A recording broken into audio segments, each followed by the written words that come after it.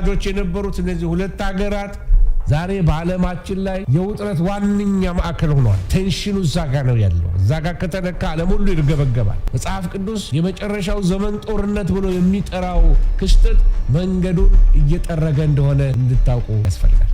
የቤተ ክርስቲያን በዚህ ቦታ ላይ ያላት ቦታ ምንድነው ካላችሁ መድረክ እየተሰራ ስላለ ለጸረ ክርስቶስ መድረክ እየተሰራ ነው። የተለያየ አይነት ቁጥሮች በዓለም ላይ የጦር ወሬ እየሰማን ነው ያለ ነው። ረብሻዎች በደጅ ናቸው ያሉ። ጸረ ክርስቶስ ይመቸዋል። ለዓለም ሰላም መፍትሄ አለኝ ብሎ የሚነሳ ሰው ይመጣል። ጦርነት ብቻ አይደለም የሚሆነው፣ የኢኮኖሚ ክራይሲሶች ይሆናሉ። ትልቅ የሆነ የኢኮኖሚ ውድቀት ይሆናል። ጦርነት በሰው ኃይል የሚቆም አይሆንም። በተለይ አርማጌዶንን ሰው አያቆመው፣ ዩናይትድ ኔሽን አያቆመውም። አንዴ ከተነሳ ወገኖች እግዚአብሔር ራሱ ክብሩን ለዓለም ለመግለጥ የሚጠቀምበትም ይመስለኛል። ማንም ሊያቆመው አይችልም። ማንም ሰላም ሊሰጥ አይችልም። ማንም ምንም አይነት ስብሰባ ሊያቆመው አይችልም። አሜሪካ፣ እንግሊዝ፣ ኔቶ ዋቴቨር ሊያቆሙት የማይችሉት ይሆናል። ሰደድ እሳት ይሆናል። ወደ ፓሲፊክ ይሄዳል። ወደ ኖርዝ አሜሪካ ይመጣል። ምንም ማምለጫ ቦታ አይኖርም። ተራሮች በላያችን ላይ ውደቁብን ይላሉ ይላል መጽሐፍ ቅዱስ። ጦርነቱ የሚጠናቀቀው በእስራኤል መደምሰስ ሳይሆን በጠላቶቿ መውደቅ ነው። መጨረሻ ዘመን ስለሚሆነው ጦርነት መጽሐፍ ቅዱስ ሲያስተምር ትኩረቱ የክርስቲያኖችን ፍርሃት መጨመር አይደለም፣ ክርስቲያኖች እንዲነቁ፣ ክርስቲያኖች እንዲዘጋጁ ለማድረግ ነው። ጌታ ኢየሱስ በማቴዎስ 24 ላይ እንደተናገረው የጦርነት የመጨረሻው ዘመን የምጣር መጀመሪያ ምልክት ነው። የጦርንም ወሬ ተሰማላችሁ፣ እየሰማነው ነው። ግሎባላይዝ እየሆነ ነው ያለው እና ምን እናድርግ? ንቁ፣ ተዘጋጁ ለጌታ መምጣት። በኢራን ስላለው መነቃቃት ልንጸልይ ያስፈልጋል። በአንደርግራውንድ ብዙ ሰዎች ጌታ እየተገለጠላቸው ወደ ጌታ መንግስት እየመጡ ነው። በብዙ ስደት አሉ ክርስቲያኖች። በአሁኑ ጊዜ በኢራንና በእስራኤል መካከል አሜሪካንም መካከል ያለው ውጥረት ወደ ቀጥተኛ ጦርነት ተለውጧል። እንደምታዩ የነዳጅ ዋጋ ማንም ሊገምተው ወደማይችለው ደረጃ ሃይክ ላይ ያደርግ ይችላል፣ ሊወጣ ይችላል። ለዚያ ደግሞ ኢኮኖሚን አፌክት ያደርገዋል። ሀገሮች መውደቅ ይጀምራል። ለምግብ ትራንስፖርቴሽን ምግብ ኖሯቸው እንኳን ማድረስ አይችሉም። በጣም ቤንዚን ይወደዳል ማለት። በዓለም ዙሪያ የትራንስፖርት የምግብ ዋጋ በጣም ውድ ይሆናል። ራዕይ ምዕራፍ 6 ላይ ታስታውስ እንደሆነ መጽሐፉ የሚለው ጥቁር ፈረስ ወጣ ይላል። በቃ ይሄ የዋጋ ንረት፣ ረሃብ በጦርነቶች ሳቢያ የሚከሰት ነው። ብዙ ጊዜ በትንቢታዊ እይታ ስንመለከት ግን ሰይጣን እስራኤልን ለማጥፋት የሚጠቀምበት ዋነኛው መሳሪያ ኢራን ናት። ምክንያቱም መሲሁ ዳግመኛ የሚመጣው ወደ እስራኤል ምድር እንደሆነ ስለሚያውቅ እስራኤላውያንን ከምርኮ ነፃ ያወጣች፣ ቤተ መቅደሳቸውን እንዲሰሩ የረዳች የእግዚአብሔር መሳሪያ ነበረች። ዛሬ ግን ኢራን የእስራኤል ቁጥር 1 ጠላት ሆናለች። ይሄ አይነቱ መገለባበት በመጨረሻው ዘመን ህዝብ በህዝብ ላይ፣ መንግስት በመንግስት ላይ ይነሳል የሚለውን የጌታን ቃል ያረጋግጥልናል። በመጨረሻው ዘመን ላይ ከፋርስ ወይም ከኢራን ጋር ተባብረው በእስራኤል ላይ የሚዘምቱ ሀገሮች አንዷ ቱርክ ናት። ሩሲያና ቻይና፣ ኢራን አብረው መግባት ቢጀምሩ ሶስተኛ የዓለም ጦርነትን ሊያስነሳ ይችላል። ግን አርማጌዶን አይደለም ገና። ጦርነቱ ወደ ዓለም አቀፍ የኒውክሌር ፍልሚያ ሊሻገር ይችላል። ኒውክሌር ከተጀመረ ሕዝቅኤል 38 ላይ ሄዳችሁ ትመለከቱ ጎግ እና ማጎግ በእስራኤል ላይ የሚነሱት ከፋርስ ወይም ከኢራን ጋር በመሆን እንደሆነ መጽሐፍ ቅዱስ ይነግራል። ስለዚህ እንደዚህ ያለ ጥቃት ይህን ትንቢታዊ ጦርነት ሊቀሰቅስ ይችላል። የስ ሊቀሰቅሰው ይችላል እና በጣም ያስፈራ ነው። ላስፈራራችሁ አይደለም፣ እኛ ጌታ ያለን ሰዎች ነን። አናስፈራራችሁም፣ ግን እንድንነቃ ያስፈልጋል።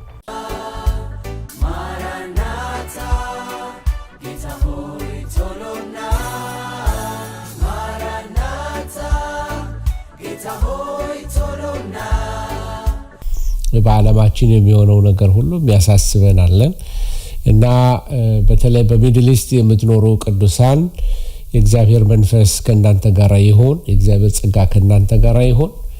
በእስራኤል ሀገር ያላችሁ፣ በቴህራን በኢራን ያላችሁ፣ በዛው አካባቢ በኤሚሬትስ ያላችሁ፣ በካታር ያላችሁ፣ በዛ አካባቢ ያላችሁ ቅዱሳን፣ በሳውዲ ያላችሁ እግዚአብሔር አምላክ ጸጋውን ያብዛላችሁ። ወሬ ሁሉ የሚያስፈራ ነው እና ፓስተር ምንድነው የሆነ ያለው? ዘመናችን ላይ ምንድነው የመጣብን? ምናልባት ወደ ኋላ ሊሄድና አሜሪካን ሀገር ለትንሽ ጊዜ ይሄ ጦርነት ከመጀመሩ በፊት በጣም የሚያስበረግግ በጣም ነውጠኛ የሆነ ዘመን ላይ ደርሰናል። አሜሪካን በኃይለኛ የፖለቲካ ነውጥ ውስጥ ነበረች። ኃይለኛ የፖለቲካ እንቅስቃሴ ነበረ። በተለይ ጄፍሪ ኤፕስቲን የሚባል ሰው ትልቅ ወንጀልን የሰራ የራሱ አይላንድ ያለው በእጅግ ባለጠጋ የሆነ በብዙ ወንጀሎች የዓለም መንግስታቶች በሙሉ ነገስታት፣ ፕሪንሶች እየመጡ በሱ ቤት ውስጥ ያልሆነ ወንጀል የለም። እዚህ ቦታ ላይ ላወራውም አልችለው ጸያፍ የሆኑ ነገሮች በሰው አእምሮ ይደረጋል ተብሎ የማይታሰብ አንዳንዱ አሉባልታም ይመስላል። ብዙ ሰዎች ግን በሚዲያው ላይ እየተናገሩት ነው። የህፃን ልጅ ስጋ እስከ መብላት፣ ደም እስከ መጠጣት የተደረሰበት ትልቅ ወንጀል ተሰርቷል ነው የሚባለው። ስለዚህ ፕሬዚዳንት ዶናልድ ትራምፕ በዛ ውስጥ አሉበት የለበትም ክርክር በተነሳበት ሰዓት ላይ እና አንዳንዶች የሚሉት አይደለም፣ አንዳንድ ሀገሮች እንትን አድርገዋቸው ነው አስገድደዋቸው ነው ይሄ ካሜራ ስላለ ይሄ ፒክቸር ስላለ ካላረክ ይሄን ተብለው ነው የሚባል ነገሮች አሉ። ብዙ ቲዮሪዎች ናቸው። ወደዛ ውስጥ መግባት አልፈልግም፣ ፖለቲከኛ አይደለሁም ብያችኋለሁ። ከዛ ኦል ኦፍ ኤ ሰደን ግን ኢራን የሚባል ነገር ፈነዳ እና እዚህ አሜሪካን የነበረው ነውጥና ረብሻ በሙሉ ጸጥ ብሎ ቀጥታ ወደ ኢራን ሄደ ጉዳዩ።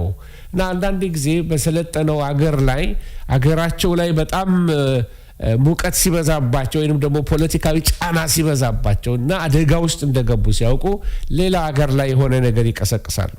አንዱ ይሄ ሊሆን ይችላል ተብሎ ይታመናል። ሆነ ተብሎ የተደረገ ነገር እና ይሄ ሰው ጄፍሪ ኤፕስቲን የሚባል ሰው እዚሁ ካሪቢያን አካባቢ ላይ ይሄ አይላንድ የሱ ነው።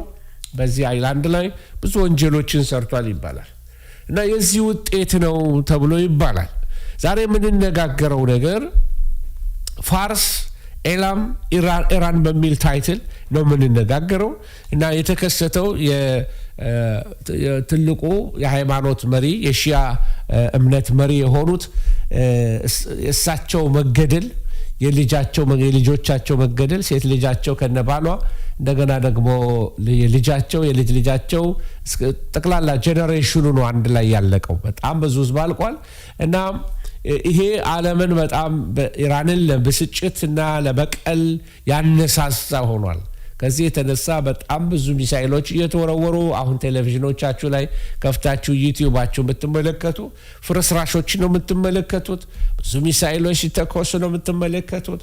አሁን እንደደወለልኝ ወንድም ከቴል አቪቭ በየባንከራቸው ውስጥ ነው ያሉት እና የመሪያቸው መሞት ትልቅ በቀልን አስነስቷል እና ቴል አቪቭ ሲመታ ነው የሚያሳያችሁ እዚህ ጋር እና አገሮች በዙሪያቸው ያሉ ተመልከቱ። ኢራን እቺ ናት፣ ከእስራኤል ጋር ርቀቷ በመካከል ያለችው ጆርዳን ናት እና ወይንም ደግሞ ኢራቅም አለች በመካከል። ከላይ ቱርክ ታዋታላችሁ።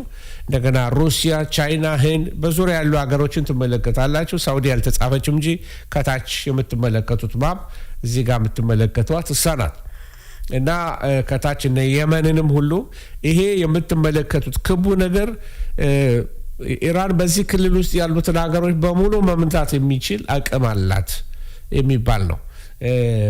ያው እንግዲህ ለማጥፋት ሁሉም የታጠቀበት ዘመን ስለሆነ ያላቸው ዘመናዊ መሳሪያዎች ለዚህ ጊዜ የተዘጋጁበት ነው። ይህንን የማሳያችሁ ምክንያት ስላለኝ ነው። ዛሬ አንድ ታሪኮችን አብረን እንመለከታለን። ለመሆኑ እነዚህ ኢራን የሚባሉ ህዝቦች ምንድን ናቸው? ስለ እስራኤል ብዙ እናውቃለን፣ ብዙ አስተምረናል። እነዚህ የፋርስ ሰዎች ወይም ፐርሺያንስ የሚባሉ እነማን ናቸው? እንግዲህ ዋናው ጥንታዊቷ ፋርስ በአሁኑ ጊዜ ኢራን ተብላ የምትጠራው ናት እና በምዕራብ ኤዥያ የምትገኝ በፋርስ ባህረ ሰላጤ ወይም ፐርሺያን ገልፍ ተብላ በሚጠራ በላይ ደግሞ የካስፒያን ሲ ወይም ደግሞ የካስፒያን ባህር መካከል ያለች በጣም ስትራቴጂክ የሆነ ቦታ ላይ ያለች ሀገር ናት። ከላይ ውሃ አለ፣ ባህር አላት፣ ከታች ባህር አለ። በሁለት በኩል ሁለቱንም ዓለም መንካት ትችላለች። ኢስቱንም ዌስቱንም የሚደርስ ነገር አላት እና የፋርስ ህዝቦች ምን አይነት ህዝቦች እንደሆኑ ልንገራችሁ። የፋርስ ህዝቦች በውስጣቸው አንዳንድ ምናልባት ሂስቶሪካል ኤቪደንስ ስለመስጠት ያህል ጽሁፎች ባሳያችሁ ይሄ የምትመለከቱት የራሳቸው እጅ ጽሁፍ ያላቸው ህዝቦች ናቸው። ቋንቋቸው ፋርሲ ይባላል ወይም ፐርሺያን በእንግሊዝኛ ፋርስኛ ነው እና ይሄ ቋንቋ በሌሎች ቋንቋ ላይ በጣም ተጽዕኖ አድርጓል። በተለይ በአረብኛው ቋንቋ ላይ ተጽዕኖ አድርጓል። ከዕብራይስጥ ጋር የሚመሳሰል ቁጭ ብዬ ስለቅም ነበረ። አይ ቲንክ ባልሳሳት ወደ 8 የሚሆኑ የአማርኛ ቃላት ከፋርስ ጋራ በቀጥታ የተዛመዱ እንደሆኑ ትመለከታላችሁ። እና ራሱ በአማርኛ አህዛብ የሚለው ቃል የፋርስ ቋንቋ ነው። ኢትስ አ ፐርሺያን ላንጉዌጅ እና በጣም በቋንቋ ተወራራሽ ነገር አለው ከብዙ ቋንቋዎች ጋር። ጥንታዊ አገር ነው እና በጣም ትልቅ አገር ነበረ። ከኢየሱስ ክርስቶስ ልደት በፊት በ6ኛው መቶ ክፍለ ዘመን ወይም በ550 ዓመተ ዓለም አካባቢ በቂሮስ አማካኝነት የተመሰረተ አገር ነው። ስለ ቂሮስ መጽሐፍ ቅዱስ የሚነግረናል እና ሴኩላር ወይም ዓለማዊ ታሪክ አላቸው፣ እንደገና መንፈሳዊም ታሪክ አላቸው እነዚህ ሰዎች። እና ሜዶ ፐርሺያ የሚባል መንግስት አስታውሳላችሁ። ዳንኤል ራሱ ወርቅ የሆነ ምስል ተመለከተ። ቀጥሎ ደግሞ ፋርስና ሜዶን የሆነ ሁለቱ እጆቹ ፋርስና ሜዶን ተብሎ የተጠሩ እና ከታች ደግሞ የሚቀጥለው የግሪክ መንግስት፣ ከዛ ደግሞ የሮም መንግስት እያለ የጸረ ክርስቶስ መንግስት እያለ ያንን ዳንኤል 2 ላይ ያለው ምስል የተጻፈልን በዳንኤል 2 ላይ ትመለከታላችሁ። ይሄ ከባቢሎን ቀጥሎ የመጣው መንግስት የሜዶ ፐርሺያን የሚባል ነው እና በዛ ይሄ እንግዲህ የባቢሎንን መንግስት አሸንፎ በባቢሎን መንግስት ላይ የሰለጠነ ትልቅ ኤምፓየር ነበር እና ግዛታቸው ወደ 3 የሚሆኑ አህጉራትን የከለለ ነበር። እስከ አፍሪካ የደረሰ ነው። ከአፍሪካ ደርሶ ከአፍሪካ ተነስቶ እስከ ሚድል ኢስት ወይም ደግሞ ወደ እስራኤልን፣ ከእስራኤል ደግሞ አልፎ ደግሞ እስከ ሩቅ ምስራቅን የገዛ አገር ነው። በጣም ትልቅ አገር ነው። በጣም ትልቅ አገር ነው እና ይሄንን ስትመለከቱ በውስጡ በጣም አንድ የቆየ ጥንታዊ አስተዳደር ያለው የጥንት ስልጣኔ ነው። ለመጀመሪያ ጊዜ የክፍለ ሀገር ማስተዳደርን የጀመሩት እነሱ ናቸው እና በጣም ለንጉሥ ታማኝ የሆኑትን ሰዎች እየወሰዱ እየሾሙ በፕሮቪንስ አድርገው ሳትራፒ ይሉታል እነሱ ከፋፍለው አገርን መግዛት ጀመሩ። ከህንድ እስከ ኢትዮጵያ ድረስ ይላል መጽሐፍ ቅዱስ። በመጽሐፈ አስቴር ላይ የፋርስ ንጉሶች ይመሩ ነበር እና በመካከላቸው ከባቢሎን ይልቅ ለየት የሚያደርጋቸው ነገር ምንድን ነው? የሃይማኖት ነጻነት ቀድመው ይሰጡ ነበር። ከቀድሞዎቹ መንግስታት ከባቢሎን ከአሶር በጣም በተለየ መልኩ ፋርሳውያን ወይም ደግሞ እነዚህ ፐርሺያንስ የምንላቸው ሰዎች በጣም ሰው ሁሉ የገዛ ሃይማኖቱን ወይም ቅኝ የገዟቸውን ሃይማኖቶች ነፃ ይሰጡ ነበር። ለባህላቸውን ይፈቅዳሉ፣ ባህላቸውን አይነኩም፣ ሃይማኖታቸውን አይነኩም። እንደውም ለእግዚአብሔር ቤተ መቅደስ እንዲሰራ ቂሮስን እግዚአብሔር ያስነሳው ከፋርስ ነው። እነ ነህምያ ማለት ነው። የነ ነህምያ የነ አስቴር ታሪክ የሆነ ሁሉ በኢራን ነው። ስለዚህ ከእስራኤል ጋር ያላቸውንም ግንኙነት ላሳያችሁ ነው። ስለዚህ ስለ ፋርስ ህዝቦች ስንነጋገር መጀመሪያ ዝርያቸው እንደ ምንድነው የሚባለው? ስማቸው ኢንዶ ዩሮፒያን ይባላሉ። ኢንዶ አውሮፓውያን ወይም ደግሞ የህንድ አውሮፓውያን አይን ወገን ናቸው ይባላል። የዘራቸው ስም አርያን ይባላል። በስነ ህንፃ፣ በስነ ጽሁፍ፣ በስነ ጥበብ በተለይ በምንጣፍ ስራቸው በዓለም የታወቁ ነበሩ እና ይሄ የምንጣፍ እስካሁን ድረስ ስሙን ይባላል ፐርሺያን ካርፔት ይባላል። እስካሁን ድረስ ስሙ እንደዛ ነው እና በጣም ኳሊቲ ያለው ምንጣፍ የፐርሺያን ነው ይባል ነበር። ሃይማኖት አላቸው። አሁን እስልምና ነው። ከእስልምና በፊት ግን ዞሮስትራይዝም የሚባል ሃይማኖትን ይከተሉ ነበር እና ዞሮስትራይዝም እንግዲህ የጥንቷ ፋርስ ወይንም ደግሞ የፐርሺያ ከእስልምና ሃይማኖትን ከመቀበሏ በፊት ለብዙ መቶ ዘመናት የሀገሪቱ መሪ ወይንም ዋነኛ ሃይማኖት ነበር እና ሃይማኖቱ በዓለም ታሪክ ውስጥ በጣም ጥንታዊ ከተባለ ሃይማኖት አንዱ ነው። አንድ አምላክ ብቻ ወይንም ደግሞ ሞኖቲስቲክ አንድ አምላክ ብቻ ብሎ ከሚያምኑ ሃይማኖቶች አንዱ ነው ዞሮስትሪያዝም ወይንም ደግሞ ዞሮስትሪያኒዝም። ምናልባት ኦንላይን ስዕሉ ለተውላችሁ ይችላል እና ስለ ይሄንን ይመስላል ስፔል ስታደርጉት ይሄንን ይመስላል እና መስራቹ ስሙ ዞሮአስተር ይባላል እና በፋርስኛ ዛራስቱራ የሚል ስም አለው እና ከክርስቶስ ልደት በፊት አስቡት 1500 እስከ 1000 ባለው ዘመን ማለት ኦልሞስት የነ ሙሴ ዘመን ልትሉ ትችላላችሁ ወይም እስከ ኖህ ዘመን ድረስ ልትወስዱት ትችላላችሁ። በጣም ብዙ ዘመን ቀድሞ የነበረ እምነት ነው። ከስሩ እንድትረዱ ስለፈለኩኝ ነው። እና ይሄ የፋርሶች ከእስልምና በፊት የነበረ ለዚህ ነው ፋርሶች ስትጠይቋቸው እኛ እስላም አይደለንም አረብ አይደለንም እኛ ፋርሶች ነን ብለው ነው የሚናገሩት። እና በአረብነትን አያምኑም። እና በእምነታቸው አንዱ የምትመለከቱት አምላካቸው አንዱ አሁራ ማዝዳ ወይንም ደግሞ የጥበብ አምላክ ወይንም ጥበበኛ አምላክ ብለው ይህንን አምላክ ነው የሚያመልኩት።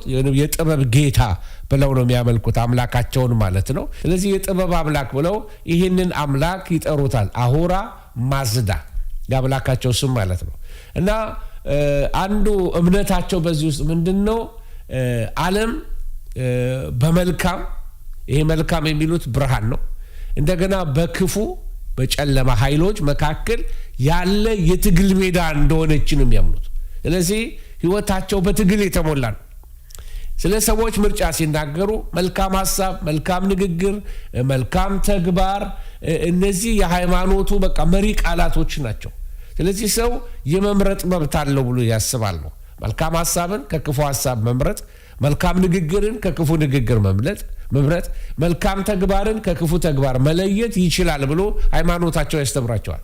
እና በመጨረሻው ዘመን መልካሙ ኃይል ክፉን ኃይል ያሸንፋል ብሎ ያምናሉ። ሙታን እንደሚነሱ ያምናሉ። እቺ ዓለም ደግሞ ትታደሳለች ብለው ያምናሉ በመጨረሻ ዘመን ላይ። ይሄ የዞሮስትሪያዝም የእምነት መግለጫ ነው እየነገርኳችሁ ያለሁት። ስለዚህ በአምልኳቸውን በተመለከተ ደግሞ በዞሮስትሪያዝም እምነት እሳት የእግዚአብሔርን ንጽህናና ጥበብ ስለሚያሳይ በአምልኳቸው ሰዓታቸው ላይ ምን ያደርጋሉ? እሳት ያነዳሉ። ፋየር ቴምፕልስ የሚባሉ አሏቸው።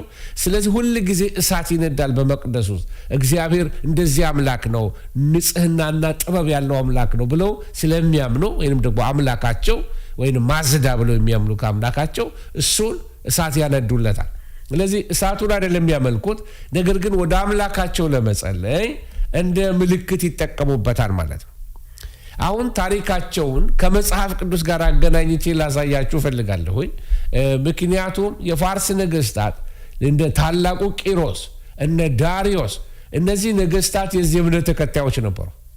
ስለዚህ በጎ የመምረጥ ስደተኛን ከመግደል ይልቅ ማኖር በቋንቋው በፈለገው እምነቱ የራሱን ሃይማኖት ያምልክ ብሎ የሃይማኖት መቻቻል ፖሊሲን ያወጡት ከዚህ እምነታቸው የተነሳ ነው።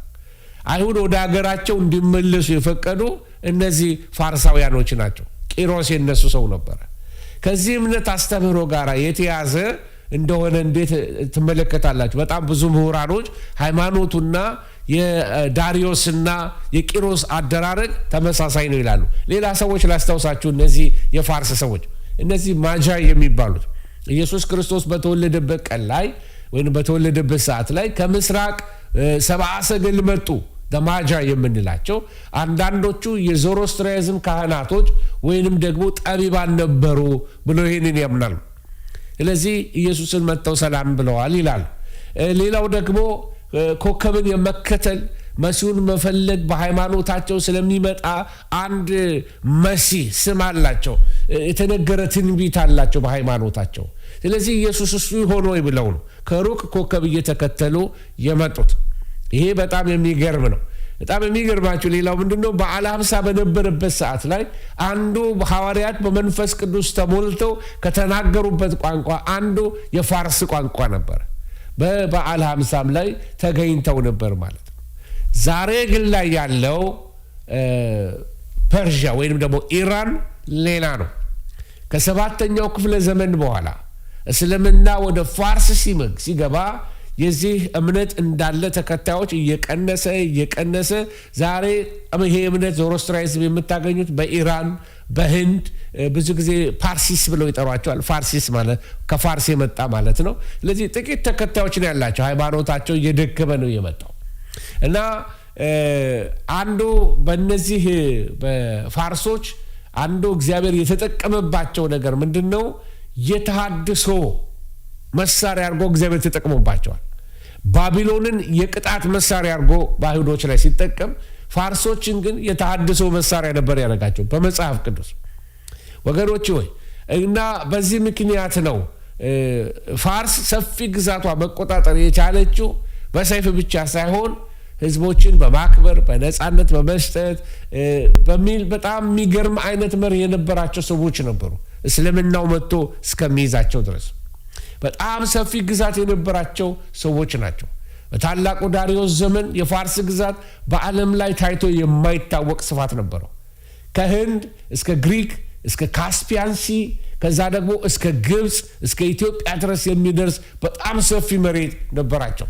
ዓለምን ኦልሞስት ይገዙ ነበር። እንደውም በዛ ዘመን በተለይ በ480 ዓመተ ዓለም አካባቢ ላይ የዓለም ህዝብ ቁጥር ምናልባት 112 ሚሊዮን ይሆናል ይባላል። በዛ ጊዜ 49 ሚሊዮን ህዝብ ያስተዳድር የነበረው ማን ነው ማለት ነው? እነዚህ የፋርስ ግዛት ውስጥ የነበሩ ሰዎች ናቸው። እና ትልቅ የማስተዳደር ክህሎት ነበራቸው፣ ወይንም ደግሞ ክህሎት ነበራቸው፣ እውቀት ነበራቸው። እና ይሄ ማለት የዓለም ህዝብ 44% በአንድ ንጉስ ስር ነበረ ማለት ነው። ይሄ እስካሁን በሬከርድም የተሰበረ ነው። ስዕሉን ላሳያችሁ፣ ምናልባት የገዙበትን ክልል ተመልከቱ። ከሩቅ ምስራቅ ጀምሮ እስከ ላይ ቱርክን ሁሉ ገዝተው፣ እስራኤልን ገዝተው፣ ግብፅን ገዝተው ኦልሞስት የሱዳን ጫፍ ደርሰዋል። ኦልሞስት የኢትዮጵያን ጫፍ ልትመለከታላችሁ ማለት ነው። ኦኬ፣ ይህንን የምነግራችሁ ለምንድን ነው? መጀመሪያ ሁሌ ሳስተምር እንደምታውቁት ሂስቶሪካል ባክግራውንዱን ማስቀመጥ እፈልጋለሁ። እና በጣም ዝም ብሎ አይነት ሰዎች እንዳይመስሏችሁ የሰለጠነ ህዝብ ነበረ። ብዙ ነገስታት ከየቦታው እየመጡ ስጦታ ይዘውላቸው ወደ ንጉሱ ይመጡ ነበረ። በጦርነት የታወቁ ነበሩ፣ በአርት የታወቁ ነበሩ።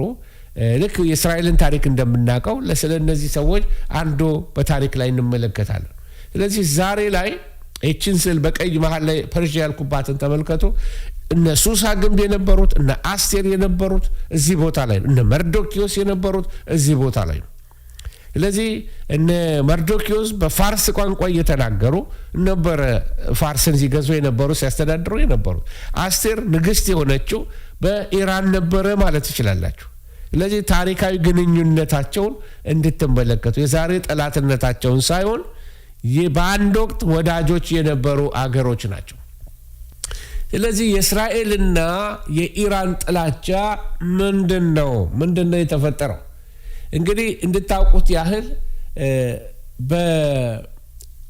በማናት ፋርስ ወደ ኢራንነት የተለወጠችው ኢን ዘ 1930 ውስጥ ነው። ኦፊሻል ስማቸውን ኢራን ያሉት ከእስልምና በኋላ ነው የቀየሩት እንጂ ኦሪጂናል ስማቸው ፐርሺያን ወይንም ደግሞ ፋርስ ነበር።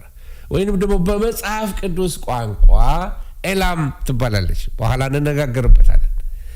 የእስራኤልና የኢራን ጥላቻ እውነተኛው ምክንያት በሁለት ተቃራኒ ርዕዮተ ዓለም ወይንም ደግሞ ፖለቲካ የመረዳት ዓለምን የሚመለከቱበት እይታ ያለ ውጊያ ነው። ርዕዮተ ዓለሙ ምንድነው? በ1979 አካባቢ ላይ በኢራን አብዮት ፈነዳ እና የኢራን መሪዎች እስራኤልን ምን አሏት? አንቀበልም አሏት። በሚገርማቸው ሁኔታ ግን 1948 ላይ እስራኤል አገር በምትሆንበት ሰዓት ላይ ከአረቦች በቁጥር 1 የተቀበለችው ቱርክ ናት። ሁለተኛ ኢራኖች ነበሩ ወይንም ደግሞ ፐርሺያኖቹ ነበሩ። ፐርሺያ የምትተዳደረው ሻህ የሚባል ሮያል ፋሚሊዎች ነበሩ። የሻዎቹ በጣም የሰለጠኑ በጣም ከእስራኤል ጋር ወዳጅ የሆኑ ከኢትዮጵያ ጋር ወዳጅ የሆኑ ቀዳማዊ ኃይለ ሥላሴ በዛ ሄደዋል። በጣም ከዓለም ጋራ በጣም በዓለም ላይ በጣም የተከበረ ሮያል ፋሚሊ ነበር። ለምን? የቂሮስ ዘሮች ነበሩ። እና አብዮቱ ከመጣ በኋላ እኛ አያቶላ ከመጡ በኋላ በ1979 ላይ አብዮት ሲፈነዳ የኢራን መሪዎች እስራኤልን እንደ ሀገር አንቀበላትም አሉ። እስራኤልን ትንሿ ሰይጣን ማለት እያሉ መጥራት ጀመሩ። አላማቸው ምን ብሎ ተናገረ አህመዲናጃድ? እስራኤልን ከምድር ላይ እናጠፋታለን፣ እንደውም ቱመር ናት፣ የካንሰር ቱመር ናት ወይንም የካንሰር እብጠት ናትና ቆርጠን ማስወገድ አለብን ብለው በተደጋጋሚ በእስራኤል ላይ ይዘቱ ነበር። አላማቸው ምን ነበረ? እስራኤልን ከምድር ገጽ ላይ ማጥፋት ነው። ትንሿ ሰይጣን። ትልቁ ሰይጣን ማንን ነው? አሜሪካኖችን። ዛሬ ሁለቱም መተውባቸዋል ማለት ነው። ሌላው የስልጣን ሽኩቻ ነበር። ኢራን በመካከለኛው ምስራቅ በጣም ትልቅ የሆነ ኃይል በጣም በቃ አካባቢው ላይ ዶሚናንት የመሆን ፍላጎት አላት። እስራኤል ደግሞ ለዚህ እንቅፋት ሆናባታለች። እስራኤል በጣም ትልቅ ሚሊተሪ ያላት፣ በአጭር ጊዜ ውስጥ ዓለምን የሚያስፈራ አርሚ፣ ዓለምን የሚያስፈራ ኒውክሌር ቦምብ፣ በስልጣኔ በሀብት በሁሉ ነገር ቀድማ ሄደች ሀገር ናት። እኔና እናንተ ምክንያቱን እናውቃለን። እንግዲህ ለነሱ ግን የበላይ የመሆን ልክ አሁን ግብፅና ኢትዮጵያ ላይ የምትመለከቱት አይነት ፉክክር ትመለከታላችሁ። በትንቢታዊ እይታ ስንመለከት ግን ሰይጣን እስራኤልን ለማጥፋት የሚጠቀምበት ዋነኛው መሳሪያ ኢራን ናት። ምክንያቱም መሲሁ ዳግመኛ የሚመጣው ወደ እስራኤል ምድር እንደሆነ ስለሚያውቅ በመጨረሻው ዘመን ላይ የተጻፉ ነገሮች በኋላ ላይ ይመጣላቸዋል። የአሜሪካና ደግሞ የኢራንን ጠላትነት ስንመለከት ለየት ያለ ነው ከእስራኤል ጋር። አሜሪካ እስከ 1979 ድረስ ኢራንን እንደ ፖሊስ ትጠቀምባት ነበር። ኢራቅን የምትወገው በኢራን በኩል አድርጋ ነበር። አብዮቱ ሲመጣ በ1979 አብዮት የኢራን አብዮት ሲፈነዳ አሜሪካ ታማኝ ወዳጇን አጣች። ምን ማለት ነው? ኢራን ወደ ሶቪየት ህብረት ወይንም ደግሞ ወደ ራሻ አዘነበለች ማለት ነው። ስለዚህ ታላቋ ሰይጣን ተባለች አሜሪካ። ኢራን አሜሪካንን ታላቋ ሰይጣን the great Satan እያለች ትጠራታለች። ምክንያቱም አሜሪካ በመካከለኛው ምስራቅ ላይ ያላት ተጽዕኖ ከዋና ደጋፊ የሆነችው ደግሞ የእስራኤል ደጋፊ መሆኗን ኢራን አትወደውም። ስለዚህ ከእስራኤል ጋር የተያያዘውን ነገር ሁሉ ትጠላዋለች ኢራን። ብዙ ምክንያቶቹን አንዳንዶቹን ፖይንት አሳየዋቸው። እንግዲህ ይሄ ግጭት በሁለት የእስልምና ጎተራዎች ወይም በሁለት የእስልምና ጎራዎች መካከል ያለ የዘመናት ጥላቻ ነው ልትሉ ትችላላችሁ። አንዱ ሺያና በተለየ ይቅርታ አሁን የምናገረው የኢራንና የሳውዲን ደግሞ ጥላቻ ነው። ከአሜሪካ ጋር ያላት ጥላቻ ከእስራኤል ጋር ያላት ጥላቻ አሳየዋችሁ። ከኢራን ጋር ያላት ጥላቻ ወይንም ከሌሎች የአረብ ሀገራት ጋር ደግሞ የሚያጋጫት ነገር ምንድን ነው ካላችሁ የእስልምና ጎራዎች ሺያና ሱኒ የሚባሉ አሉ። ኢራን የሺያ ወይንም የሺያይት እስልምና መሪ ስትሆን ሳውዲ አረቢያ ደግሞ የሱኒ እስልምና መሪ ናት ማለት ነው። ዶክትሪኑን እዛ ለነሱን ተውና ለዘመናት እውነተኛው እስልምና የት ነው በሚለው ነገር እርስ በርሳቸው ሲጣሉ ሲዋጉ የኖሩ ህዝቦች ናቸው። የአረብና የፋርስ ዘር ከሃይማኖት ባለፈ አረቦች ፋርሳውያን ወይንም ኢራኖችን ቀጠናውን እንዲቆጣጠሩ አይፈልጉትም። ምክንያቱም እምነታቸው ለየት ያለ ስለሆነ። ለዚህ ብዙ አረብ ሀገራት ከኢራን ይልቅ ከእስራኤል ጋር በሚስጥርም ሆነ በይፋ መተባበርን መርጠዋል። አሁን የኢራን ነገር አላስተማመን ብሏቸዋል። ፖለቲካውን ልተወው ብያቸዋለሁ። ቱርክ ታዲያ እዚህ ላይ የት ናት ብላችሁ ካላችሁ ቱርክ በዚህ ጨዋታ ውስጥ በሁለት ቢላ የምትጫወት ትመስላለች። ታስታውሱ እንደሆነ እስራኤልን እንግሊዞች መጥተው ከመረከባቸው በፊት የኦቶማን ኢምፓየር ነበረ። የኦቶማን ኢምፓየር ማለት የቱርክ ኢምፓየር ማለት ነው። ቱርኮች ነበሩ እስራኤልን ያስተዳድሩ የነበሩት፣ ያን መካከለኛ ምስራቁን ይገዙ የነበሩት። ቱርክ የቀድሞ የኦቶማንን ግዛት ክብር ለመመለስ በጣም ትፈልጋለች። ስለዚህ ከዚህ የተነሳ በወዲህ ከአረቦቹ ጋር መስማማት አለባት፣ ከወዲያ ደግሞ ከኢራኖቹ ጋር ላትስማማ ትችላለች። አንዳንድ ጊዜ ከኢራን ጋር ትተባበራለች፣ በተለይ እስራኤልን በመቃወም ነገር ላይ ትተባበራለች። በሌላ ጊዜ ደግሞ የቀጠናው መሪ ለመሆን ከኢራን ጋር ትሻቆታለች ማለት ነው። ፉክክሩ በኢራንና በቱርክ መካከል አለ። ተመልከቱ መካከለኛው ምስራቅ እንዴት ቮለታይል እንደሆነ፣ እርስ በርስ ያላቸውም ነገር እንዴት አስቸጋሪ እንደሆነ ትመለከታላችሁ። አሁን የኔ ስራ ወደ እግዚአብሔር ቃል እንምጣ። ፖለቲካውን ለፖለቲከኛው እንተውላቸው። የትንቢት ሚናው ምንድነው ወገኖች? ሆይ ትንቢታዊ ሚና በሕዝቅኤል 38 ላይ ጎሜር እና ቶጋርማ የሚል ቃል ትመለከታላችሁ። በሕዝቅኤል 38 ላይ ቶጋርማ ማለት የዛሬዋ ቱርክ ናት። በመጨረሻው ዘመን ላይ ከፋርስ ወይም ከኢራን ጋር ተባብረው በእስራኤል ላይ የሚዘምቱ ሀገሮች አንዷ ቱርክ ናት። ስትራቴጂውን ስትመለከቱ ወይንም ደግሞ ሎኬሽናቸውን ስትመለከቱ ኢራንም ቱርክም በጣም እስራኤልን ለመውረር በሚመች ሁኔታ ላይ አብረው እንደተቀመጡ ትመለከታላችሁ። ስለዚህ ቱርክ በመጨረሻው ሰዓት ወደ ኢራን ወገን እንደምትሄድ ትንቢቱ ያሳያል።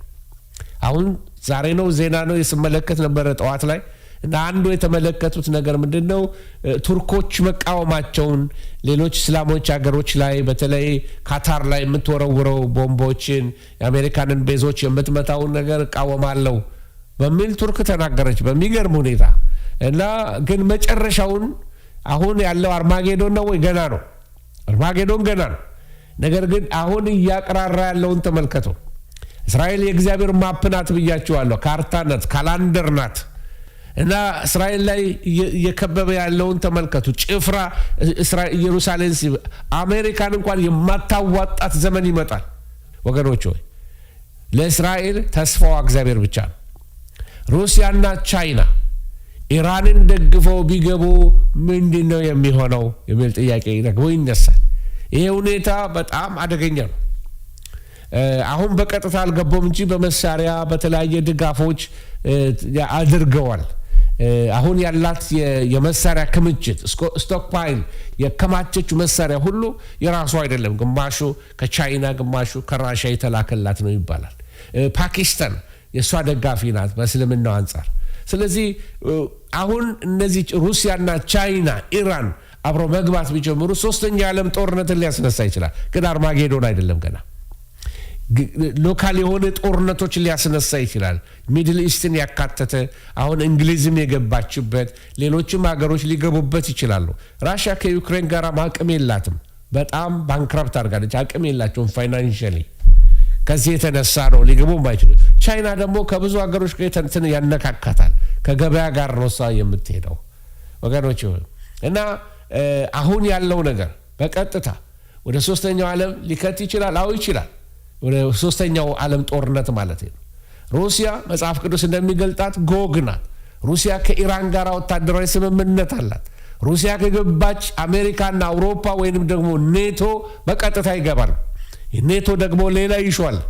ይሄ ደግሞ በሕዝቅኤል 38 እና 39 ላይ ያለውን ታላቁን ጦርነት ሊከፍተው ይችላል ወይንም ትዕይንቱን ሊፈጥረው ይችላል። ቻይና በኢኮኖሚ በቴክኖሎጂ ኢራንን የምትደግፍ ናት ቆይቷል። ምክንያቱም ከአሜሪካ ጋር ካላት የተካበደ ችግር የተነሳ። ስለዚህ ቻይና ከገባች ጦርነቱ ወዴት ይሄዳል ማለት ነው? ጦርነቱ ወደ ፓሲፊክ ይሄዳል ማለት ነው። ከሚድል ኢስት ወደ ፓሲፊክ ይሄዳል።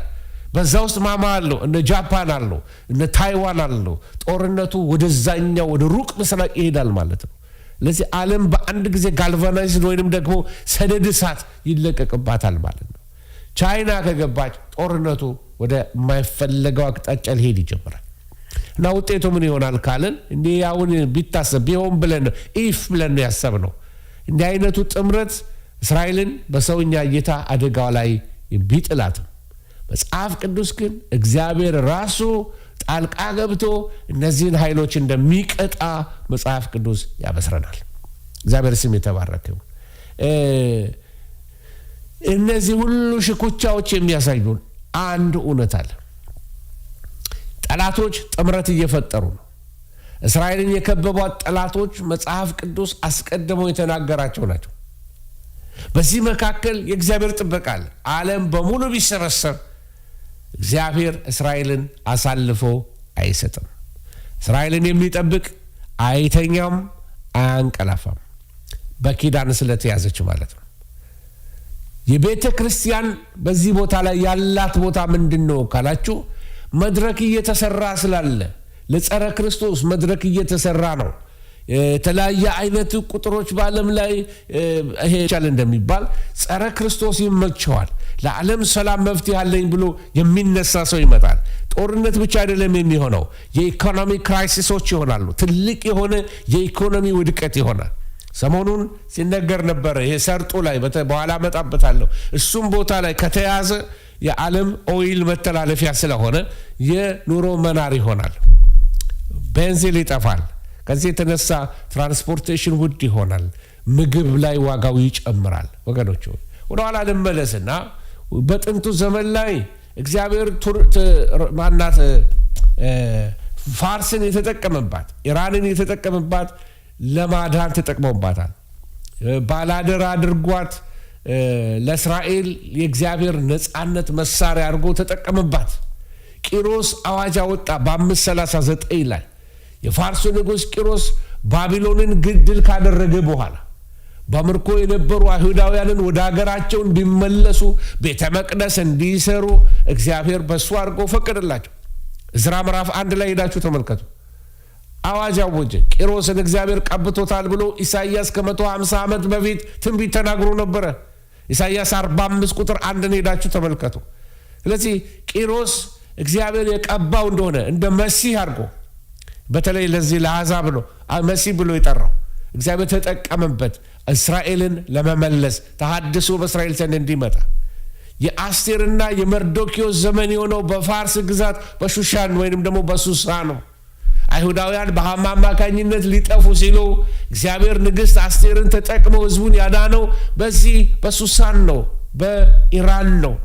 ወገኖች ሆይ ሰሞኑን የፑሪም በዓል ነበራቸው በእስራኤል እና የፑሪም በዓል ሴሌብሬት ነው የሚያደርጉት። ከሐማ የዳኑበት ጊዜ ነው።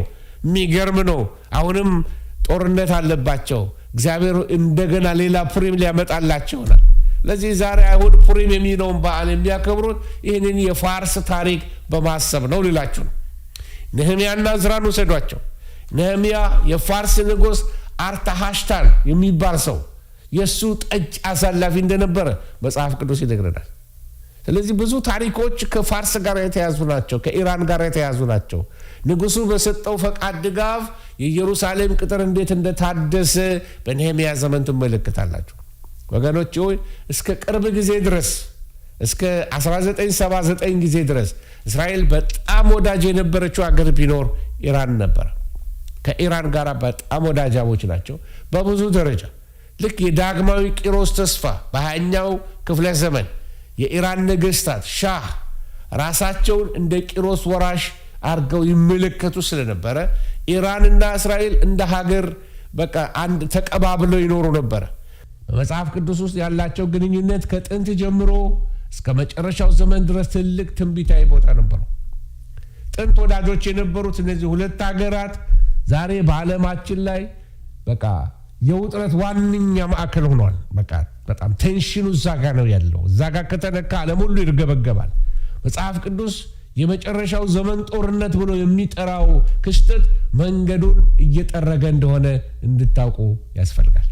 ወገኖች ሆይ ወዳለፈው ታሪክ ልሰዳችሁ። ፋርስ ወይንም በቂሮስ ዘመን ላይ እስራኤላውያንን ከምርኮ ነፃ ያወጣች ቤተ መቅደሳቸውን እንዲሰሩ የረዳች የእግዚአብሔር መሳሪያ ነበረች አልኳቸው። ዛሬ ግን ኢራን የእስራኤል ቁጥር 1 ጠላት ሆናለች። ይሄ አይነቱ መገለባበጥ በመጨረሻው ዘመን ህዝብ በህዝብ ላይ መንግስት በመንግስት ላይ ይነሳል የሚለውን የጌታን ቃል ያረጋግጥልናል። ልክ እንደ መጽሐፈ አስቴር ታሪክ ሐማ የፋርስ ባለስልጣን የነበረ እስራኤልን ለማጥፋት አቅዶ እንደነበረ መጽሐፍ ቅዱስ ይነግረናል። እግዚአብሔር ግን በብርቱ እጁ ህዝቡን እንዴት እንዳዳነ ከታሪኩ እንረዳለን። ዛሬም ያን የምንመለከተው ያንኑ አይነቱ ውጥረት ነው። የአማሌቅ መንፈስ ያንኑ መንፈሳዊ ተጋድሎ እንመለከታለን። ፋርስ ወይንም ደግሞ ኢራን መጽሐፍ ቅዱስ እንደሚነግረን እንደዚህ ይላል። ሕዝቅኤል 38 ቁጥር 5 ላይ ፋርስንና ኩሽን ፉጥንንም ከእነርሱ ጋር ሰብስቤ አመጣቸዋለሁ ይላል። ጥቅሱን ቆርጬው ነው የምናገረው። ፋርስን፣ ኩሽን፣ ፉጥን ከእነርሱ ጋር ሰብስቤ አመጣቸዋለሁ፣ እስባቸዋለሁ። ወደ አርማጌዶን ነው የሚናገረው። ፋርስ ኢራን ናት። ኩሽ ልትሰሙት አትፈልጉም። ብዙ ሰዎች ኢትዮጵያ ናት ስላቸው አይደለችም ይላሉ። ሱዳንም ልትሆን ትችላለች፣ ኤርትራም ልትሆን ትችላለች። ምክንያቱም የኢትዮጵያ ማፕ ትልቅ ስለነበረ ኩሽ፣ ፉጥ ወይንም ደግሞ ኖርዝ አፍሪካ ላይ ያሉ ሀገሮች ከእነርሱ ጋር ሰብስቤ ያመጣቸዋለሁ። በመጨረሻው ዘመን ፋርስ ወይንም ኢራን እንዳልኳቸው ከሰሜን ኃይሎች ጋር በመሆን በእስራኤል ላይ እንደምትዘምት በዝርዝር ተቀምጦ የምታገኙት ሕዝቅኤል 38 ላይ ነው። ወደ መንፈሳዊ ትርጉሙ እንምጣና ይሄ ጦርነት በሰው ኃይል የሚቆም አይሆንም። በተለይ አርማጌዶንን ሰው አያቆመውም፣ ዩናይትድ ኔሽን አያቆመውም። አንዴ ከተነሳ ወገኖች ሆይ እግዚአብሔር ራሱ ክብሩን ለዓለም ለመግለጥ የሚጠቀምበትም ይመስለኛል። ማንም ሊያቆመው አይችልም። ማንም ሰላም ሊሰጥ አይችልም። ማንም ምንም አይነት ስብሰባ ሊያቆመው አይችልም። አሜሪካ፣ እንግሊዝ፣ ኔቶ ዋቴቨር ሊያቆሙት የማይችሉት ይሆናል። ሰደድ እሳት ይሆናል። ወደ ፓሲፊክ ይሄዳል። ወደ ኖርዝ አሜሪካ ይመጣል። ምንም ማምለጫ ቦታ አይኖርም። ተራሮች በላያችን ላይ ውደቁብን ይላል መጽሐፍ ቅዱስ። ጦርነቱ የሚጠናቀቀው በእስራኤል መጥፋት አይደለም። ይህንን ደግሜ ልናገረው። ጦርነቱ የሚጠናቀቀው በእስራኤል መደምሰስ ሳይሆን በጠላቶቿ መውደቅ ነው። ወገኖች ሆይ ይህንን ስል ወገኖች ሆይ እግዚአብሔር ለሌሎቹ ሕዝብ ያስባል። እግዚአብሔር ሰውን ሁሉ ይወዳል። ትንቢት የተነገረውን ነው ማነብላችሁ። ምንም እንኳን በፖለቲካው ደረጃ ጥል ቢኖርም በመንፈስ ዓለም ግን በረከት አለ። አንድ ነገር ልንገራችሁ። ዛሬ በኢራን ያሉ ክርስቲያኖች በእስራኤል ላሉ ክርስቲያኖች ሰላም ይጸልያሉ። በእስራኤል ላይ ያሉ አማኞች ለኢራን ሕዝብ ሰላም ይጸልያሉ። ኢየሱስ ክርስቶስ በመካከላቸው ያለውን የጥልን ግድግዳ ስለሰበረው ማለት ነው። ይህን ትንቢት ስሙኝ። ኤርምያስ 49 ቁጥር 38 ላይ ዙፋኔን በኤላም ላይ አቆማለሁ ይላል። ኤላም የኢራን ስም ነው ወገኖች። ኤርምያስ 49 ቁጥር 38 እግዚአብሔር በኢራንም ሆነ በእስራኤል ላይ የራሱን መንግስት ሊያቆም ይፈልጋል። የእግዚአብሔር መንግስት በኢራን ላይ ትሰራለች። እግዚአብሔር ኢራንን ይፈልጋታል፣ በተለይ በዚህ የመጨረሻው ዘመን ላይ። ስለዚህ በእስራኤልና በፋርስ መካከል ያለው የእግዚአብሔር እጅ ነው። የእግዚአብሔር ሉዓላዊነት አለ። መንግስታት ቢቆጡ ጌታ ግን ዙፋን አለው። የትንቢቱ መፈጸም የሚሆነው ዛሬ የምትመለከቱት ውጥረት መጽሐፍ ቅዱስ እውነት መሆኑን የጌታ መምጣት መቃረቡን የሚያሳያችሁ እንደሆነ ምስክር ነው። የቤተ ክርስቲያንን ድርሻ ልታውቁት ይገባል። መጽሐፍ ለኢየሩሳሌም ሰላም ጸልዩ ይላል። እኛ ለኢየሩሳሌም ብቻ እንጸልያለን። በቴህራን ላሉ አማኞች እንጸልያለን። በዛ ላሉ ሙስሊሞች አይኖቻቸው እንዲከፈት እንጸልያለን። በመካከላቸው ጌታ ሰላም እንዲያመጣ እንጸልያለን። እግዚአብሔር ለሕዝቡ የሚበጀውን እንዲያደርግለት እንጸልያለን። ወገኖች ሆይ በኢራን ሊመጣ ስላለው ታላቅ ሪቫይቫል እንጸልያለን። እግዚአብሔር የተናገረለት ሪቫይቫል ይመጣል። መንፈሳዊ ተሐድሶ ለኢራንም ይመጣል። እግዚአብሔር የሰውን ፊት አይቶ አያዳላምና። አረቦች አይደሉም እነዚህ ሰዎች ብያቸዋለሁ። የቂሮስ ዘሮች ናቸው። በአንድ ወቅት የእግዚአብሔር ወዳጆች ናቸው። እግዚአብሔር የተጠቀመበት ህዝብ ነበር። በኢራን ስላለው መነቃቃት ልንጸልይ ያስፈልጋል። በአንደርግራውንድ ብዙ ሰዎች ጌታ እየተገለጠላቸው ወደ ጌታ መንግስት እየመጡ ነው። በብዙ ስደት አሉ ክርስቲያኖች። ወገኖች ሆይ በአሁኑ ጊዜ በኢራንና በእስራኤል መካከል አሜሪካንም መካከል ያለው ውጥረት ወደ ቀጥተኛ ጦርነት ተለውጧል። እንደምታዩት ይህንን ብሮድካስት እናደርግ በሌላ ዘመን የምትሰሙ ሰዎች ካላችሁ ላይቭ የሆነ ጦርነት አለ፣ አክቲቭ የሆነ ጦርነት አለ ሚድል ዌስት ላይ። ይህ ሁኔታ በዓለም ፖለቲካም ሆነ በመጽሐፍ ቅዱሳዊ ትንቢት እይታ በጣም ልዩ ትርጉም አለው። በጦርነቱ ሊከሰቱ የሚችሉ ብዙ ነገሮች አሉ። አንዳንድ ነገሮቹ ላንሳላችሁ። የመጀመሪያው የአገዛዝ ለውጥ ይሞክራሉ። አሜሪካኖች ሲነሱ ያሉት ይሄ ነው። ኦፕሬሽን ኤፒክ ፊውሪ እንግዲህ ዘመቻ በቃ ልዩ ቁጣ በሉት። በቃ በመጀመር የኢራንን ከፍተኛ አመራሮችን መግደል፣ የኒውክሌር ጣቢያዎችን በቃ ታርጌት ያደረገ እነሱን የመምታት ነው። ይሄ አገዛዝ ለውጥ የሚሉት። የኢራን ከፍተኛ መሪ አያቶላ ሆሜኒ ተገለዋል፣ ሁላችሁም እንደምታውቁት ዜናው ላይ። ስለዚህ መገደላቸው ከዛ ደግሞ ተከትሎ አገሪቱ በጊዜያዊ ምክር ቤት እየተመራች ነው ያለችው። ስለዚህ የኢራን አጸፋዊ እርምጃ ነው አሁን እየተመለከትን ያለ ነው። በመካከለኛው ምስራቅ ባሉ የአሜሪካ ጦር ሰፈሮች ላይ፣ በባህሬን ላይ፣ በካታር ላይ፣ በሳውዲ አረቢያ ላይ፣ በእስራኤል ላይ የሚሳኤል የድሮን ጥቃቶች እየተሰነዘረ ነው ያለው። ከዚህ በኋላ ሊሆን ያለውን ነገር በደንብ አስተውላችሁ ስሙ። የሆርሙዝ ሰላጤ ወይንም ደግሞ ስትሬት ኦፍ ሆርሙዝ የሚባል ቦታ አለ። በጣም ቅርብ ነው ለካታር፣ ለዚህ ለኤሚሬትስ አገሮች በጣም ቅርብ የሆነ ቦታ አለ ከኢራን ጋር በተያያዘ። የሆርሙዝ ሰላጤ ወይንም ስትሬት ኦፍ ሆርሙዝ በሚባለው ቦታ ላይ እሱ ቦታ ላይ አንዱ ጀነራል ዘጋለው ብሏል። የኢራን ጀነራል ከዘጉት የነዳጅ ዋጋ ይጨምራል። ስለዚህ የዓለም ንግድ ይስተጓጎላል። ትልቅ የኢኮኖሚ ክራይሲስ ይሆናል። ምናልባት ይህንን ቦታ ባሳያችሁ ይጠቅማል ብዬ አስባለሁ። ማፕ ላይ ያለኝ ሆርሙዝ የሚለው ከላይ ቦታ የምትመለከቱት ነው። ቀስቱ ላይ ያሳያችሁ የሚሞክረው ሆርሙዝ ባህረ ሰላጤ እዚህ ጋር ነው። አንሶባችሁ ይሆናል ምናልባት ወደ ኋላ ወደፊት ሄጄ ላሳያችሁ ምናልባት ተለቅ አድርጌ ይሄውላችሁ ሆርሙዝ ሰላጤ የሚሉት ነው። መርከቦቹ መጥተው ይሄንን ነው ዘጋለው የሚለው። ኢራን ይሄንን ዘጋችሁ ማለት ይሄ ሀገር ብዙ ናቹራል ጋዝ ኦይል ያለበት አካባቢ ነው። እነዚህ ሀገሮች ሁሉ ወደ ህንድ የሚልኩት ነዳጅ ከህንድ የሚመጣው ነገር በሙሉ በዚህ ነው የሚተላለፈው። ስለዚህ ይሄ ቦታ በጣም ወሳኝ ነው። ጉሮሮ እንደማነቅ ማለት ነው። ሌላ ላሳያችሁ። እዚህ ጋር ነው ኃይለኛ ፍጥጭ ያለው። የአሜሪካ መርከቦች እየተመቱ ያሉት እዚህ ጋር ነው። ይሄንን ነው ኢራኖች አናሳልፍም እያሉ የመጡት ማለት ነው። ጦርነቱ ከቀጠለ በብዙ ስፋት ብዙ ችግሮች ይፈጠራሉ። አንዱም ያስፈራው ነገር በዚህ ስትረስ መካከል ኒውክሌር ቢፈነዳስ የሚል ስጋት ነው ያለው። መቼም የሰለጠነ ሀገርና ህዝብ ስለሆነ ኒውክሌር ያፈነዳሉ የሚል ከአሜሪካኖችና ከእስራኤል ዘንድ አይኖርም። ምናልባት ካለው አያቶላዎቹ ሊያፈነዱ ይችላሉ። ምናልባት አጥፍቶ መጥፋት ወይም ደግሞ ሰማዕትነት በጣም የሚደገፍበት አገር ስለሆነ አሁን አያቶላው ሲገደሉ ሰማዕት ሆኑ ተብሎ ነው በጣም በሺያ ሃይማኖት ዘንድ በጣም የተከበሩት የባሰ እና እዛ ቦታ ላይ ኒውክሌር ቢፈነዳ እነሱ እንደ ሰማዕትነት ነው የሚወስዱት። ስለዚህ የኒውክሌር ፍንዳታው የት ሊደርስ እንደሚችል ላሳያችሁ ፈልጋለሁ። በነገራችን ላይ ቴሮራይዝ ላረጋችሁ አይደለም፣ ላስፈራራችሁ አይደለም። እኛ ጌታ ያለን ሰዎች ነን። ኢንፎርሜሽን ነው የምንሰጣችሁ እንጂ አናስፈራራችሁም። ግን እንድንነቃ ያስፈልጋል። ኒውክሌር ቢፈነዳ ይድረስ እስከ አፍጋኒስታን፣ እስከ ቻይና፣ እስከ ኢንዲያ፣ እስከ ኢጂፕት ተመልከቱ። የኢትዮጵያን ማፕታች እስከ ጅቡቲን፣ ኖርዝ ኢትዮጵያ፣ ጎንደር፣ ትግራይ አካባቢ እስከ ላይ ድረስ ቀይ ባህር ጋር ቅርብ የሆኑ ሀገሮችን ኤርትራን እንዳለ አፌክት የሚያደርግ ይሆናል ይሄ ኒውክሌር ቢፈነዳ ማለት ነው። እና ይሄ አካሄድ ብዙ ነገሮችን እየለወጠ ነው ያለው። የዓለም ኒው ወርልድ ኦርደር ወይም አዲሱ የዓለም ስርዓት እየመጣ ያለበት ነገር ላይ ትመለከታላችሁ። በሌላ ጊዜ እሱ እናገርበታለሁ። እስራኤል በኢራን ላይ የኒውክሌር ጥቃት ብትሰነዝር ወይም በተገላቢጦሹ ቢሆን 4 ነገሮች ይሆናሉ ብዬ አስባለሁ። እና በጣም ያስፈራ ነው። ላስፈራራችሁ አይደለም።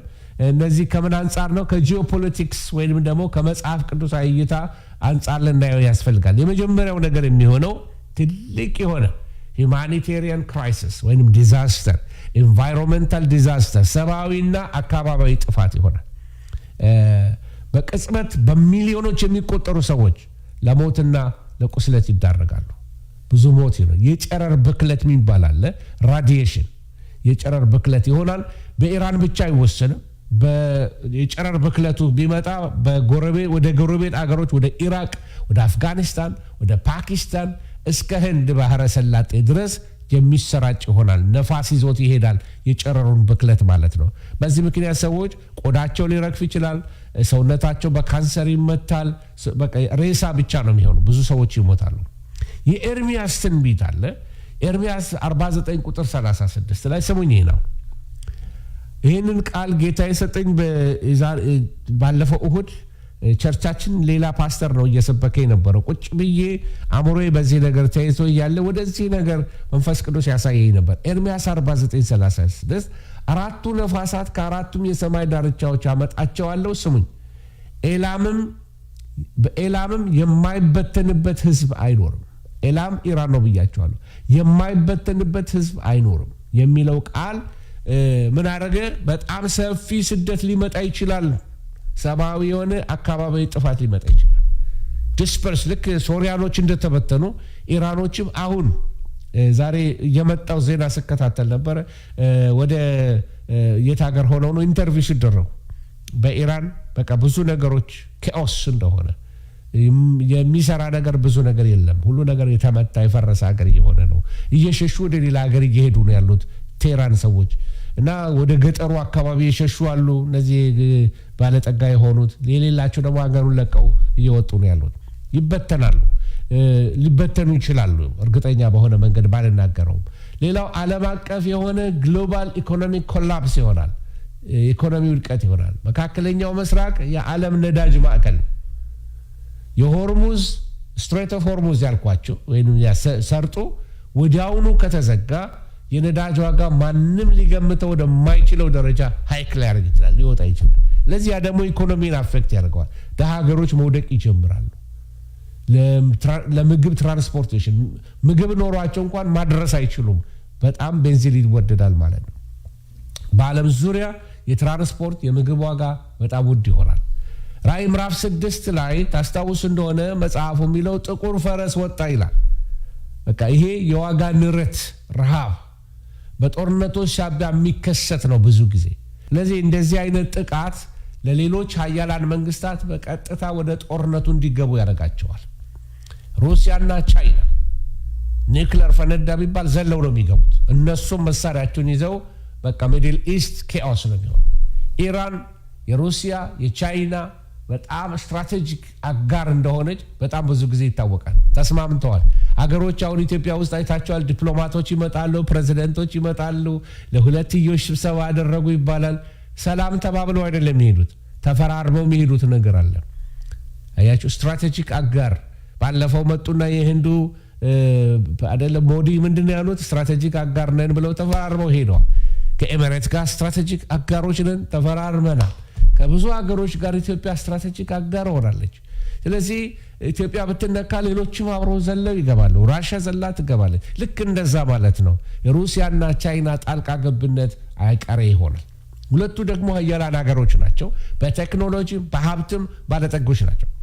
አሜሪካና ምዕራባውያን ሀገሮች ከእስራኤል ጋር እንደሚሰለፉም ይሆናል። ጦርነቱ ወደ ዓለም አቀፍ የኒውክሌር ፍልሚያ ሊሻገር ይችላል ማለት ነው። ኒውክሌር ከተጀመረ ሕዝቅኤል 38 ላይ ሄዳችሁ ትመለከቱ። ጎግ እና ማጎግ በእስራኤል ላይ የሚነሱት ከፋርስ ወይም ከኢራን ጋር በመሆን እንደሆነ መጽሐፍ ቅዱስ ይነግረናል። ስለዚህ እንደዚህ ያለ ጥቃት ይህን ትንቢታዊ ጦርነት ሊቀሰቅስ ይችላል። የስ ሊቀሰቅሰው ይችላል። ግን ይቀሰቅሰዋል በእርግጠኝነት የስ ማለት አንችልም። ሌላው ምን ሊሆን ይችላል? ሌላው እንዲህ አይነቱ ጦርነት መንፈሳዊና ሃይማኖታዊ ውጤቶች አሉት። እስራኤልን የሚያገልል ይሆናል። ዓለም አቀፉ ማህበረሰብ በእስራኤል ላይ ሊነሳ ይችላል።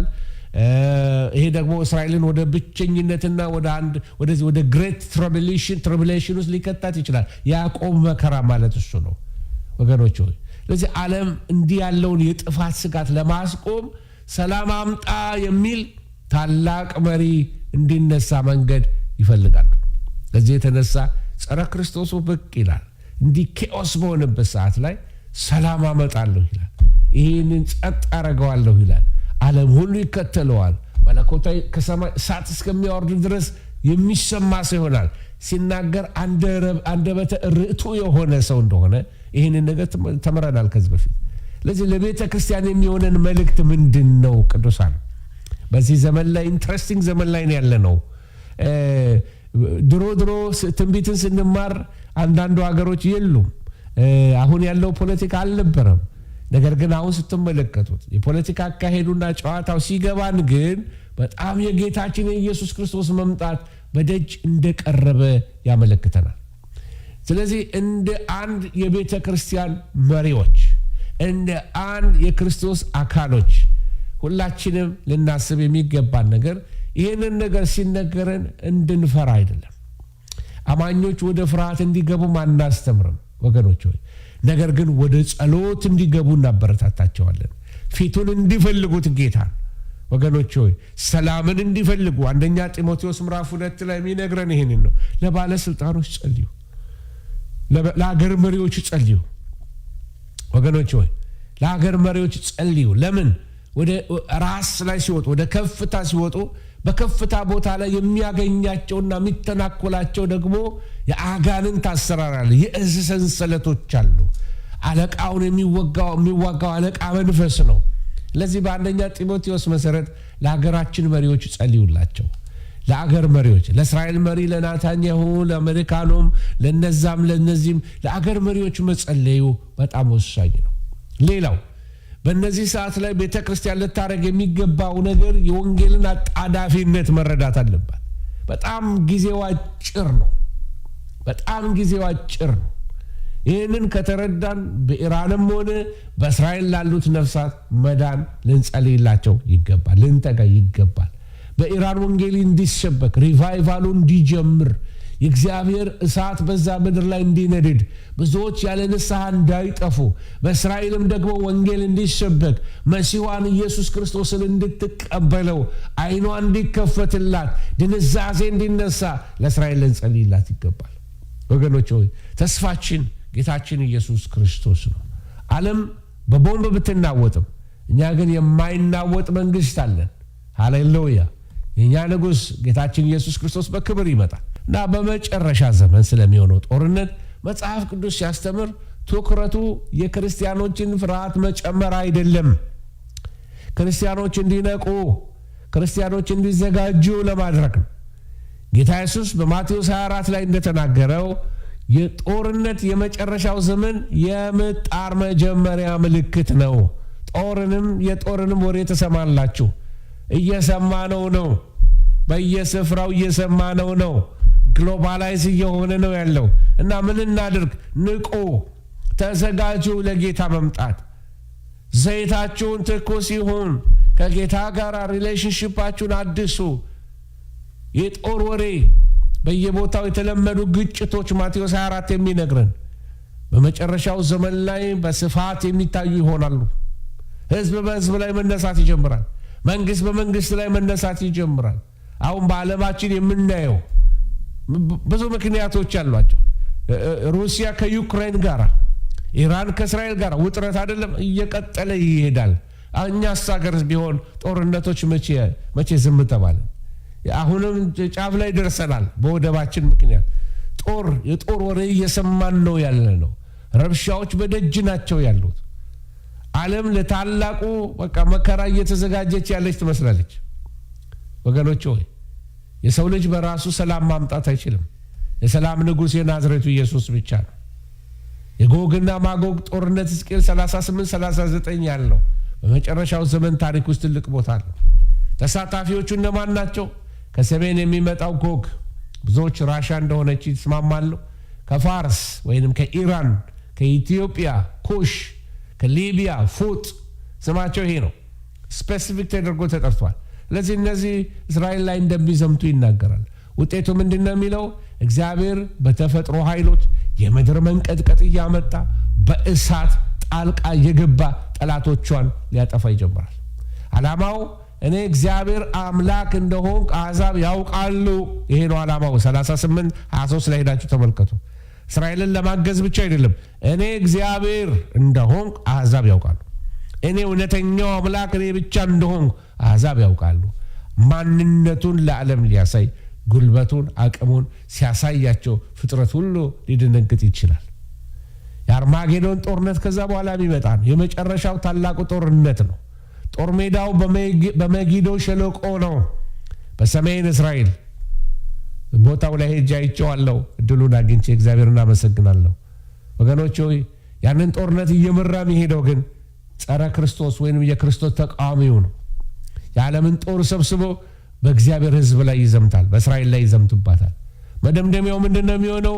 ጌታ ኢየሱስ በታላቅ ግርማ በክብር በደመና ታጅቦ በኃይል ከሰማያዊ ጭፍራ ጋር ይመጣበታል። በቃሉ ሰይፍ ጠላቶቹን ያጠፋል። የክርስቶስ ተቃዋሚው የጸረ ክርስቶስ ሐሰተኛው ነቢይ ወደ እሳት ባህር ይጣላሉ። መጽሐፍ የሚነግረን ይህንን ነው።